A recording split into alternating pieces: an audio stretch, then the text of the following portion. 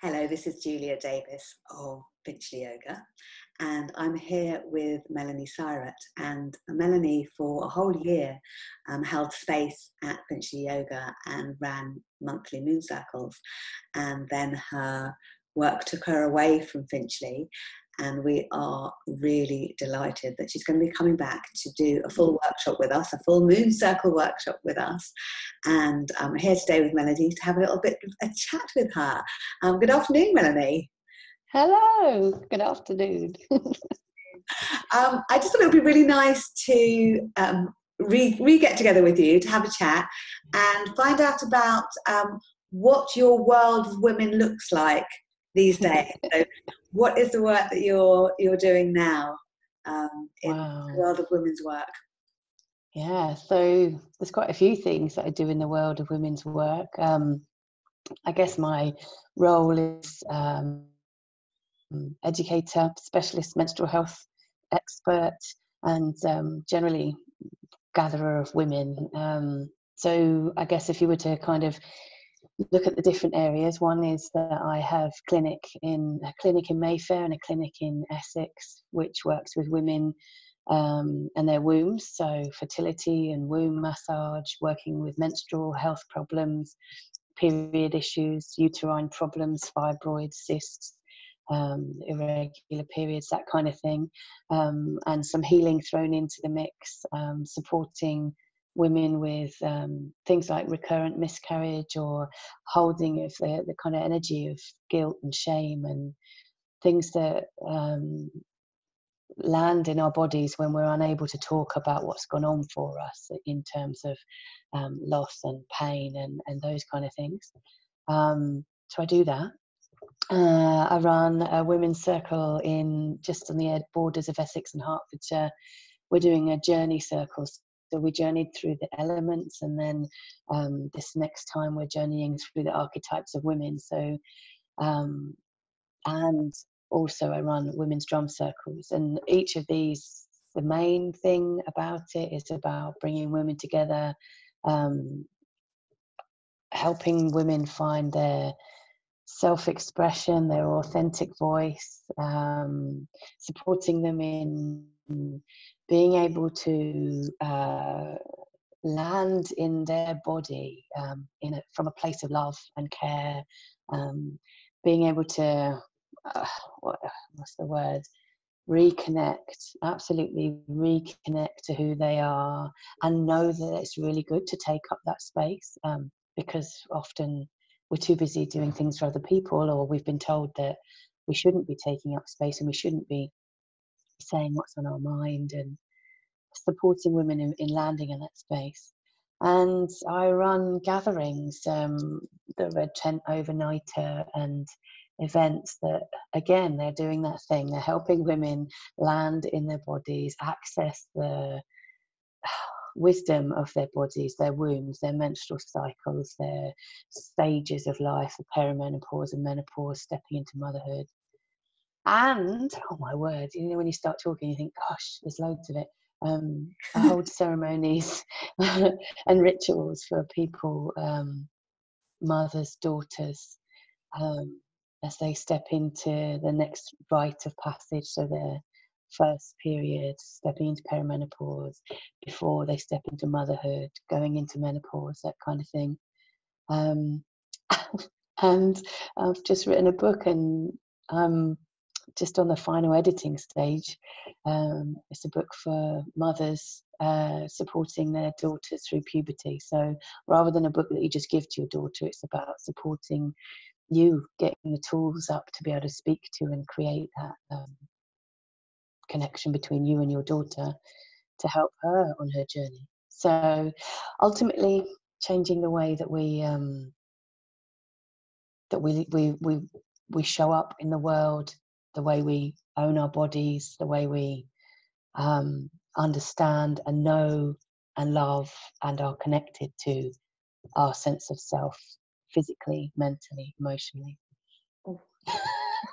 It just makes me tingle all over when I hear you talk about your work. It's just so needed, really needed, to have somebody like you there who helps support women through those tragic and really, really tricky times. And Yeah. the fact that you do that in a one-to-one sort of safe space, and Hmm. the joy of holding all those various circles of women in different ways.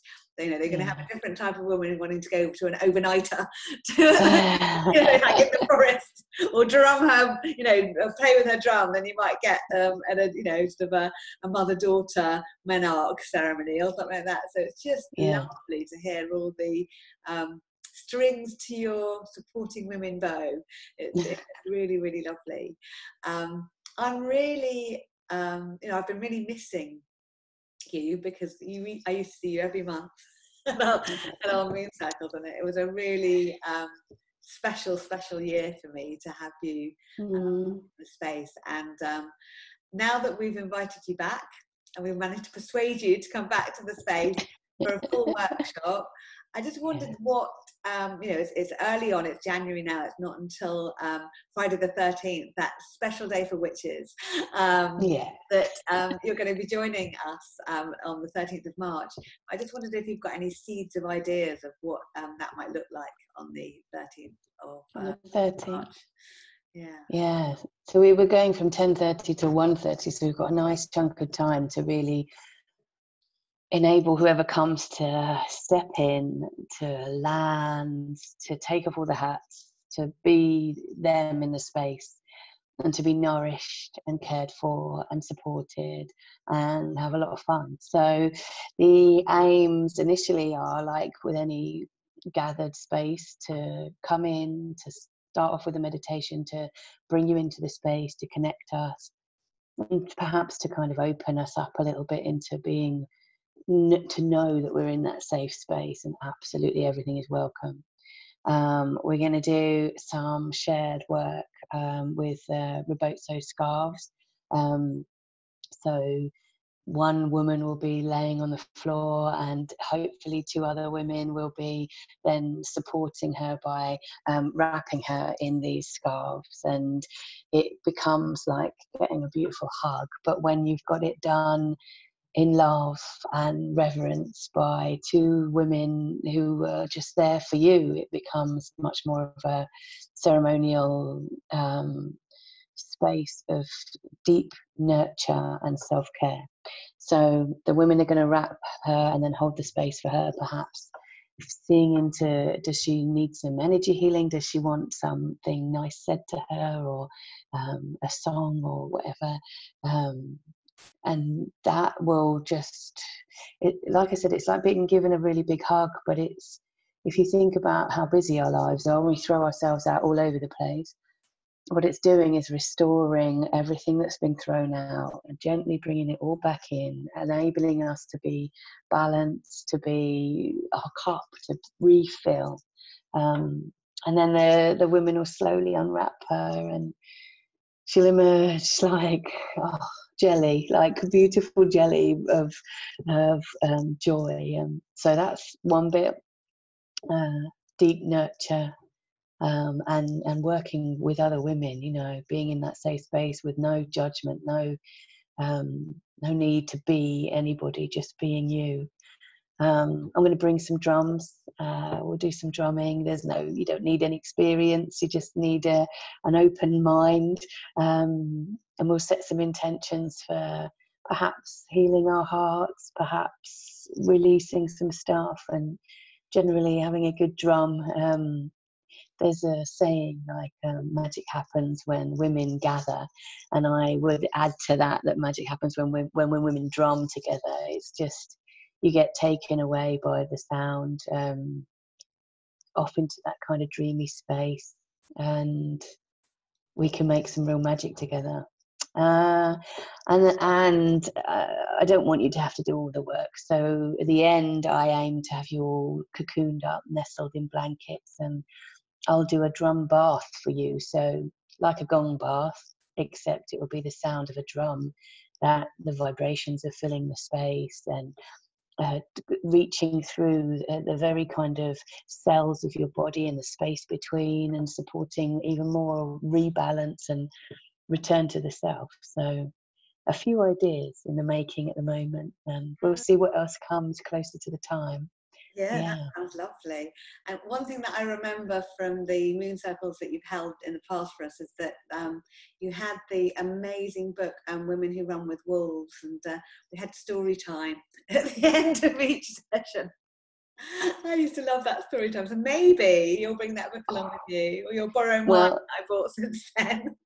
yeah, well, I think it would be sensible to do so, wouldn't it? It's just, we don't get read to, do we? And we certainly don't get read transformational kind of stories like those ones, particularly in a space where we're all cuddled up in a nest and it can just land with us. So yeah, I'll bring my book. I've got a couple of good books now actually for stories, so I might bring them Maybe a both. different one, maybe a new one. You Mm. can bring it on for this time.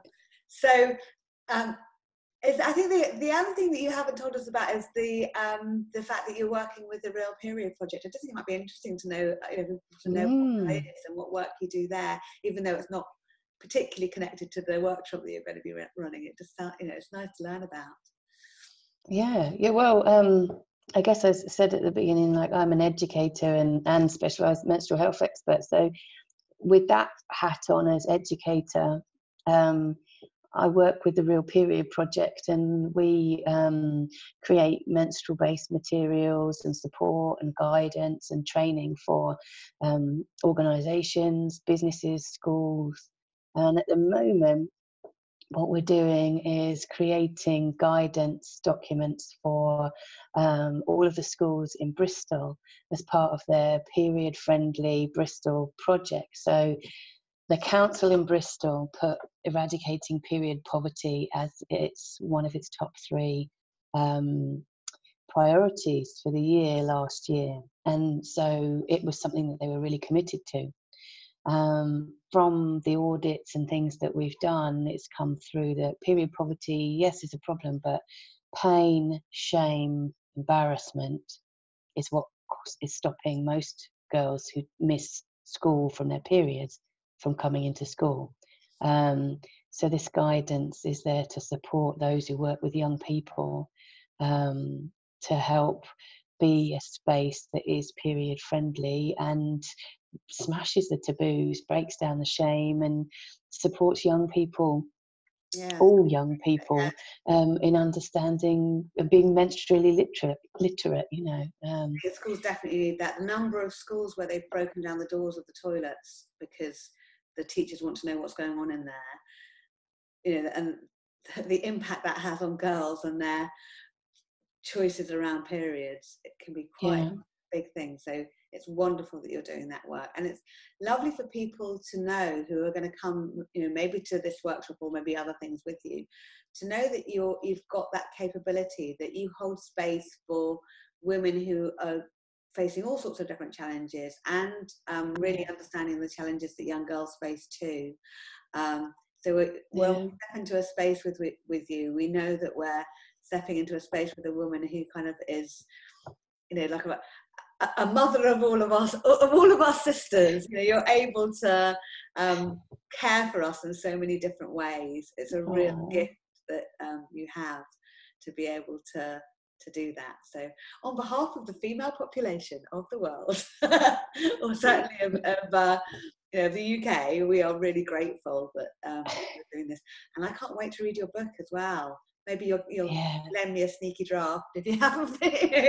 Well, yeah, I will. Yeah, so I'm going to be sending it out to a few people to to review, and then give any quotes for the back and things like that. So it's for mothers. It's called How to Support Your Daughter Through Puberty, a go-to guide for mums, and hopefully it's the first in a series. So I want one how to support your boys, one for schools, how to support your children, one for dads, how to support your daughters, and then for the children themselves. So I want people to be talking about bodies without shame, that disconnect that we all feel. Maybe you'll do one for brothers for supporting their sisters, and sisters. Oh, that's lovely. That's a really good idea. Maybe I will. I've never seen that. I've never seen a sibling one. So, I don't know how many boys pick up a book. Oh, I really want to learn how to look after my sister. You never know. You never know. I guess the aim of the books is to start those conversations. So if the conversations are happening around siblings, and you know, parents can go, well, have a look at that book or whatever, that might make a difference. Who knows? Yeah, yeah. Fingers And crossed. have lots of Fingers different crossed. ways to connect in person, to have books that you can go to, all different media, Mm, I think, for looking mm, after ourselves is well mm. worthwhile. So I want to thank you very much for the time that you spent with me this afternoon. Oh, I'm really thank looking you. forward to. I've had that reboso. It was one of the most amazing Mm, experiences of the menopause ceremony that I did with you. That we did that as mothers mm. together. I remember that so well. It was beautiful, and I've drummed with you before as well. I've got my drum, so you don't need to bring a drum for me. I'll use the one that we made together. Um, I'm really looking forward to you holding that special space that you hold so beautifully for us. Thank So, you. Melonie will be with us at Finchley Yoga on Friday the 13th of March from 10:30 till 1:30. On the notes below this recording, I will put the details of the event itself. But Melonie, also, where else might people be able to find you aside from the workshop? Have you got Okay, so I'm all? on Facebook and Instagram under Melonie Syrett. You can find me on meloniesyrett.com or thedrumwoman.com. And then all of those you'll be able to email. And we have a Facebook page for this event as well. So yeah, you'll find quite a few places. Just put my name in, and I think I'm the only one of me with my name. A few Julia Davises around, not too many Melonie Syrett. Oh, well, it's been a real pleasure catching up with you, Melonie, and I'm really excited to see you in person, so I can give you a hug on the 13th of March. Thank you. Thank you.